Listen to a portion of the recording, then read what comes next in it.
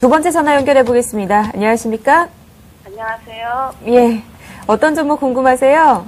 네, LG전자고요. 예. 107,000원에 30%거든요. 10만 7천 원에 30% 오늘 너무 많이 내렸어요. 지금 네네. 8만 3천 원까지 내렸는데. 네, 그래서 예. 지금 어디까지 더 떨어질 것 같고, 그 다음에 저는 추가 매수를 해서 좀 빠져나올까 하는데 그 시점이 어느 가격대인지 그게 궁금해서요. 네, 지금 추가 매수를 해도 괜찮은지 김도겸 팀장님께서 좀 도와주실 겁니다. 팀장님 어떤 대응을 해볼까요? 일단은 완전 기술적으로는 어긋나고 있기 때문에요. 기술적인 내용들이 조금 해석이 불가할 때는 뭐 기본적인 분석을 통해 가지고 펀더멘탈적인 부분들을 좀 살펴보실 필요가 있습니다.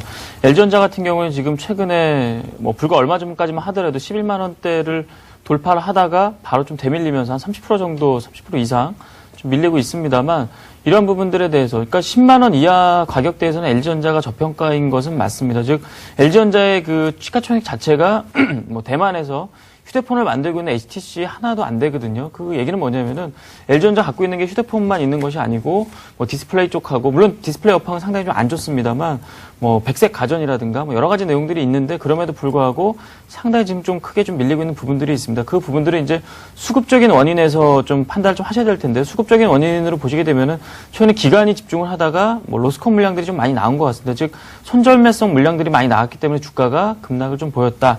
뭐 그렇게 좀 보실 수 있겠고, 지금 이제 뭐 차트를 잠깐 좀 보시면은요, 보시게 되면은 지난 금융위기 이후에 이 120개월 이 이평선을, 60개월이죠. 60개월 이평선을 하향 돌파한 적이 없습니다. 근데 지금 현재 구간에서 하향 돌파했다라고 하는 것은 과매도 국면이 맞거든요. 과매도 국면이 맞기 때문에 그렇다라고 하면은 이전에 반등을 다시 회복을 보이던 구간이죠. 2009년도 시장에 이제 뭐 반등 보일 때 같이 IT가 뭐 주도주로 나서면서 반등을 보이던 구간에 지금 거의 다 와 있습니다. 즉 8만 원대가 일단은 그 추가적인 매수를 할 수 있는 구간이다. 이렇게 말씀 좀 드리고, 만약에 8만 원대에서 추가적인 매수, 그러니까 8만 원, 오늘 뭐 종가가 8만 3천 원 형성이 좀 돼 있습니다만 8만 원대까지 밀린다라고 하면은 이 구간에서는 추가적인 매수를 통해 가지고 일단 9만 5천 원 부근까지, 그러니까 이전에 그 뭐 저점 부근이죠. 이전 저점 부근이 9만 5천 원대 부근, 한 9만 4천 원 부근 될 수 있는데 이 구간까지 일단 좀 보유를 통해 가지고 일단 좀 빠져나오실 필요가 있겠고요.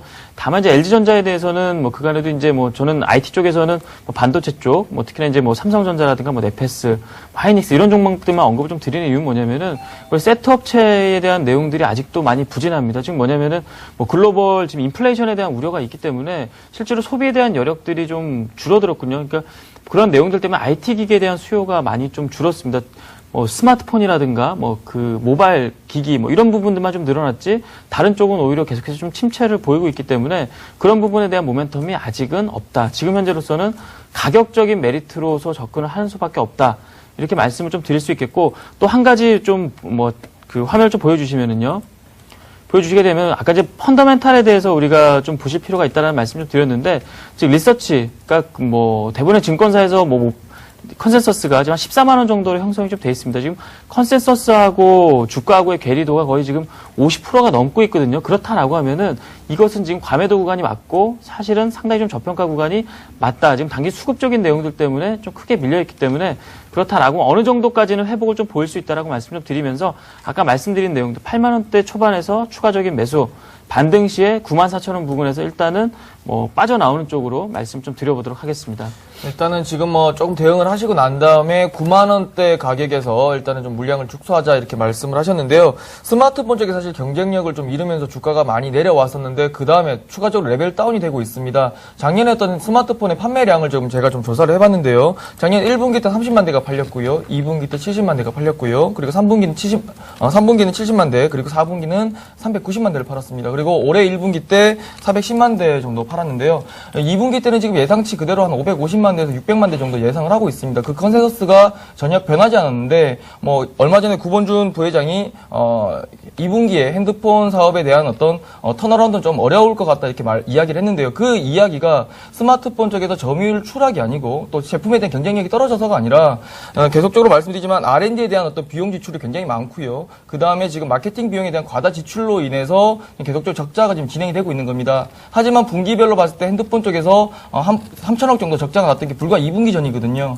근데 이번 1분기 때는 핸드폰 쪽에서 적자는 1,100억까지 나오면서 적자폭을 상당히 많이 줄이고 있습니다. 앞으로 좀 시장의 어떤 점유율 확대와 또 브랜드 가치에 대한 어떤 그런 부분들이 좀 회복이 된다면 주가는 좀 빠르게 회복될 수 있다는 부분도 좀 참고하시면서 일단은 과매도 구간이니까요. 좀 마음을 편하게 먹으시면서요.